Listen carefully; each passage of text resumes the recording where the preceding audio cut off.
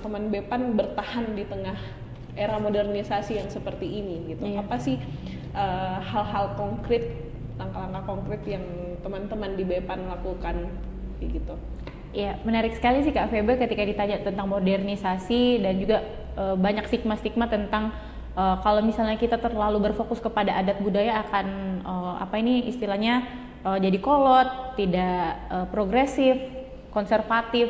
Kalau dilihat sebenarnya dari sejarah Indonesia, apalagi di Toraja, ini kita lihat ya, berbagai macam modernisasi itu udah masuk. Mulai dari kita dulu dijajah sama Belanda, dijajah Jepang, terus masuknya agama-agama. Tetapi kalau dilihat adatnya Toraja itu apakah sudah ada yang tergerus? Mungkin ada, tetapi tidak signifikan jumlahnya. Bahkan semakin kesini semakin masif. Meskipun ya mungkin banyak sekali orang-orang luar yang masuk untuk mendokumentasikan, kan ada beberapa adat yang tidak boleh didokumentasikan, nggak boleh direkam. Bahkan masuk di wilayah adatnya itu kita harus lepas alas kaki, nggak boleh bawa teknologi, tidak boleh bawa elektronik. Tetapi kalau dilihat ada beberapa adat dan budaya itu yang sebenarnya memang bisa berdampingan, dan itu BPAN mengadaptasi dari situ.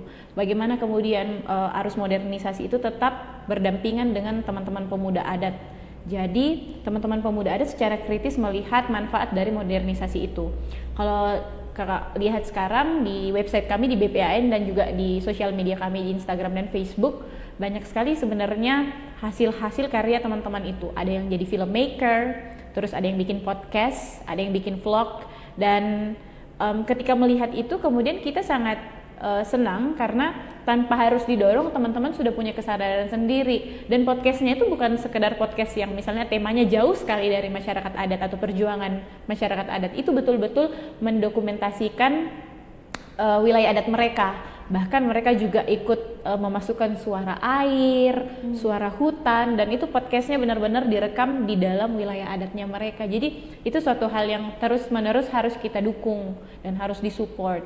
Begitu pula ketika mereka mau belajar tentang adat budaya yang mungkin masih tabu untuk diketahui anak muda.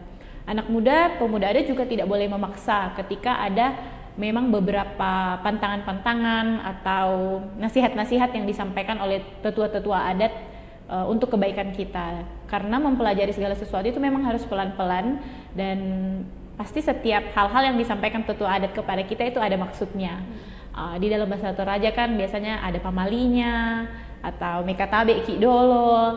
Kan biasanya anak-anak muda saking semangatnya lupa mekatabe atau permisi. Dan itu kan hal yang paling penting yang harus kita pelajari, karena kan di Toraja ataupun Sulawesi Selatan ataupun di Sulawesi secara keseluruhan budaya Siri, budaya Barani, Manarang itu juga harus tetap kita pancarkan sebagai masyarakat adat atau pemuda adat. Ya. Mungkin ngomongnya gampang ya Kak, tapi susah kadang di apa yang membuatnya susah gini dari Shelin sendiri? Ya itu lagi, karena kadang ketika kita sudah bertemu dengan dunia yang lain, misalnya Kak, dunia kerja biasanya ataupun dunia-dunia perkotaan, itu akan sangat menantang kita. Ketika kita terlalu melihat perkembangan dan mau ikut arus modernisasi, apalagi dengan materi-materi yang ditawarkan oleh dunia ini, pasti akan cepat tuh identitas budaya adat kita hilang. Kita aja belajar bahasa Inggris pasti sangat senang waktu kecil ya, apalagi saya kan dulu nggak main smartphone. Belajar bahasa Inggris itu kayak harus benar-benar ikut kursus, datang ke sekolah. Jadi ketika kita sudah bisa berbahasa asing, perlahan-lahan bahasa daerah itu hilang. Apalagi dengan kebijakan di mana udah tidak dikasih lagi bahasa daerah di sekolah kan Kak sekarang. Makanya itu yang menjadi sangat sulit ketika hanya teori yang diajarkan, tetapi ternyata model-model atau orang-orang yang kita bisa tiru atau hal-hal yang kita bisa tiru itu sudah mulai berkurang di kehidupan sehari-hari. Maka itu yang menjadi PR kita sebagai generasi muda, bagaimana dengan tetua-tetua kita yang masih ada, kita bisa belajar dari mereka dan kemudian kita bisa melakukan hal itu di kemudian hari.